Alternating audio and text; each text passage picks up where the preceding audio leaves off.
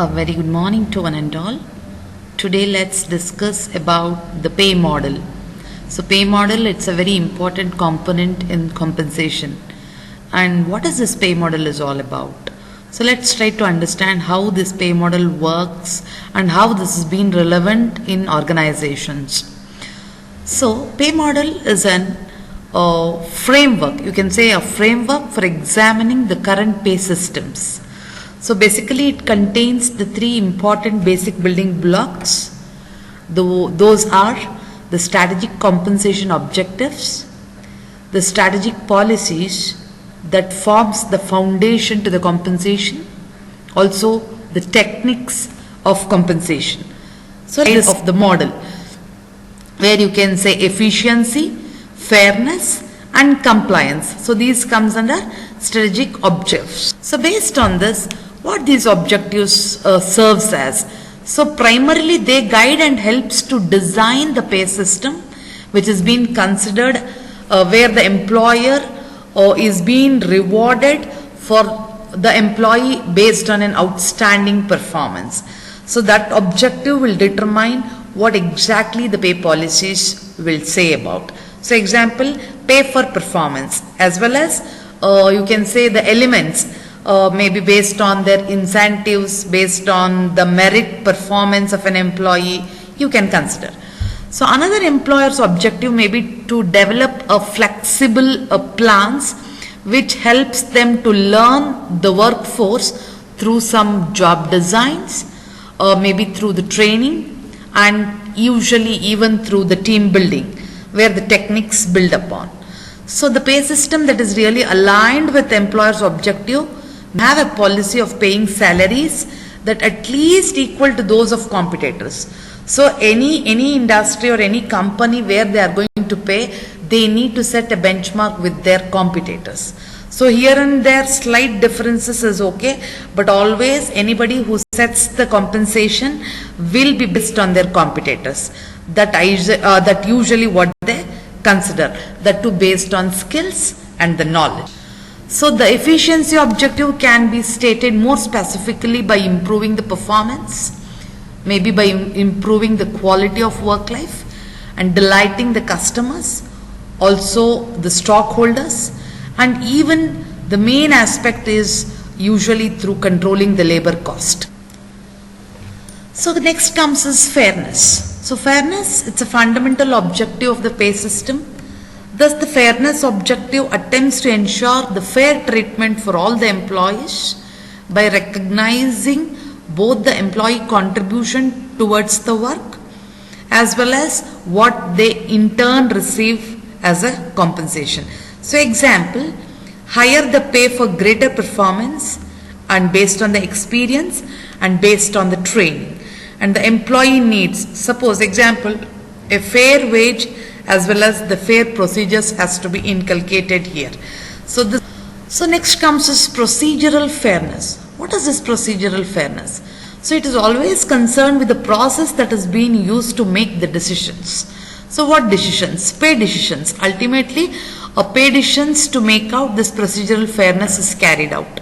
And it also suggests on a pay decision on what basis it is made and how it is important to the employees. As a result of that decision, they are going to get the pay. So the compliance acts as a pay objective which involves the conforming to the various or maybe the central provincial and the territorial compensation laws. So where the company has to follow these regulations, and also these laws and regulation change the pay system which needs to be adjusted, also will helps to ensure the continued compliance in the organization. So overall basically an objective also serves as standards for judging the success of the pay system. If the objective is to attract and retain the best employees or maybe the very hard working employees as a part of brightest part, but yet there are skilled employees or maybe the skilled laborers who are leaving to take higher paying jobs with other employers. So that's why people look very frequently the change in jobs. So that's the system that may not be performing effectively. So we need to rethink and rebuild on the system what we have. The second aspect is strategic policies. Though there are 4 strategic policies, every employer must really look into this strategic policies or maybe the decisions that is being shown in the left side of the pay model. So which we have already seen the pictorial representation of the pay model. So those 4 strategic policies are internal alignment, external competitiveness, employee contributions, and administration of the pay system. And always these policies acts as a foundation on which the pay systems are built, maybe in the corporate. So let's see each one of them. Internal alignment.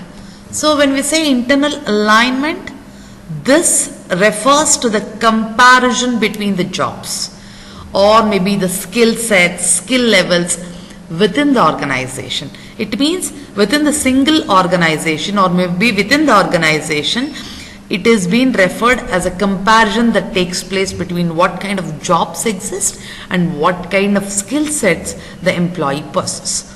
Also, this includes work analysis, jobs, and the people's skills are compared in terms of their contribution to the organization's objective. So always we have also said and understood that our objective should be inclined with the organization's objective. So while aligning the job description for each of the job, you need to decide the amount of pay that you need to pay to the employee. For example, does the work of the programmer compared with the work of the system analyst? Definitely no. So the software engineer or with that of the software architect? No. So entirely their job, it means the programmer job is different and analyst job is different. So based on this, how these internal alignment contribute or maybe in align with providing the solution to the customers and how really they satisfy the shareholders. Based on this, they emphasize or maybe they evaluate the criteria based on the performance that the employee is going to contribute. So in this regard, we try to even determine what is an appropriate difference that comes with pay for people performing with different work is the one challenge that usually managers face in the organization. So each job has its own relative worth. So based on that, even the managers face the challenges. So coming to the part of internal alignment policies, they influence all the 3 compensation objectives because the relationship that exists within the organization have an effect on employee decisions to stay also with the organization and also to become more flexible by spending an additional training to the employees or to seek the greater responsibilities for the development of the career or maybe the growth of an employee as well as in turn that contributes to the organization's objective achievement. So the next comes is external competitiveness. So when we say an external competitiveness, this includes market definition, maybe the surveys and the policy lines. So what this policy lines is? So this is in comparison of compensation with that of its competitors. Also it defines and tells you how should an employer be placed or positioned themselves to pay their employees the pay structure with compared to that of the competitors. And also survey or maybe these surveys will help the companies to design or to analyze for the managers in comparison to what other real employers would pay them. So if you just compare with yourself with that of your competitor, you will get to know, okay, what is that the payment that we are trying to make is worth or not. So what mix of pay forms usually helps us to give the base pay, the incentives to the employees, and the stock options to the employees, and the various kinds of benefits to the employees, which will help them to achieve the compensation objectives. So increasingly, having all these aspects, organizations also claim that their pay systems are market driven. No company will say that, okay, I'm not paying the less amount or maybe the less compensation. Every company will say that, yes, I am at the par or maybe at par or at standard of the corporate. So that is based on that, almost exclusively what other their competitors are paying. And they also claim that these decisions ensures them that the pay is sufficient to attract and retain the employees. It also helps us to control the labor cost that the organization prices based on the products or maybe the services, that they remain and tend to be more competitive in nature. Third one is employee contribution. So marking on this, the pay for contribution usually depends on the seniority. So also it differs from organization to organization and sector to sector. If it's a public sector, that is different, and if it's a private sector, that is different. So that depends totally based on seniority, also based on the performance, and based on their merit. It means they're purely merit based.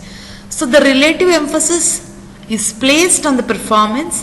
One should understand the programmer to be paid differently from other if one has better performance or maybe the greater seniority. It means that based on the position, based on the knowledge, based on the skill sets, what the employee has an ability to perform, it means that based on that the person should be paid.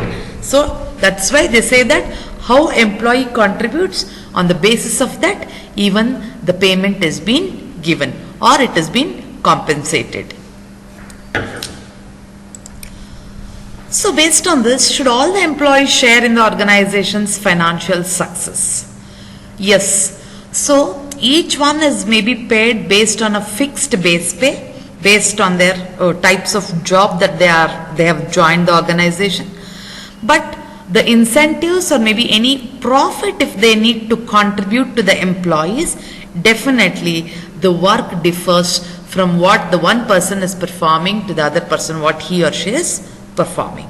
So more productive teams of employees should be paid more and less to the productive teams who have not performed compared to the people who have already performed. So the degree of emphasis here is to understand or to place an importance that the performance is an important pay policy decision. You perform and you take your pay. Since it is directly affected to the employee's attitude and maybe the work behaviors, so that's why an employee should be very careful while performing the job in the organization. So coming to the part of administration, when you say policies, with regards to some administration, so the pay system is the last building block in the pay model.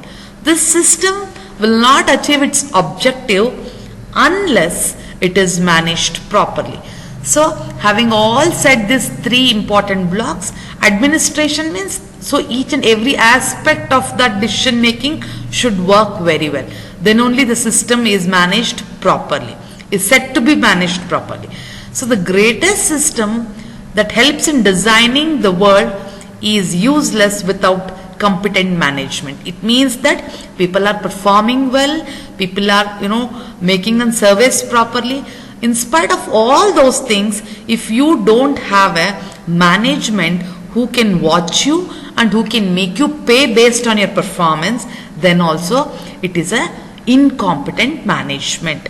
So sometimes they say that managers will choose what forms of pay should be included and how that positions should be divided or should be allotted to the employees against with that of the competitors. And also they must communicate with employees, also judge whether the system is achieving its objectives. So ultimately an organization's objective should be inclined or implied with the employee's objective. Then only both people work towards a unique direction.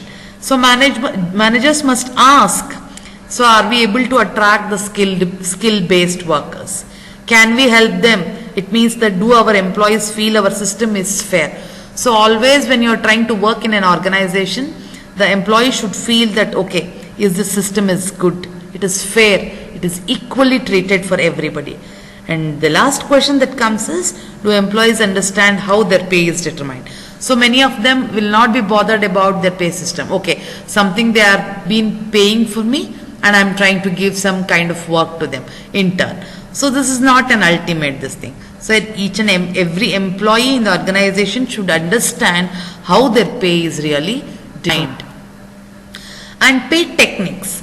And these techniques usually tie with 4 basic policies to the pay objectives. Same with that of internal alignment, external competitiveness, right? So you have 2 examples for this. One company is for Medtronic and the other one is Merilink. Compare these kind of this thing, we have a differences in strategies, different strategies within the same industry. We have a strategic choices which involves all kind of questions that the company or the organization has to answer. So this is where we try to understand the pay model with its perspective. Thank you.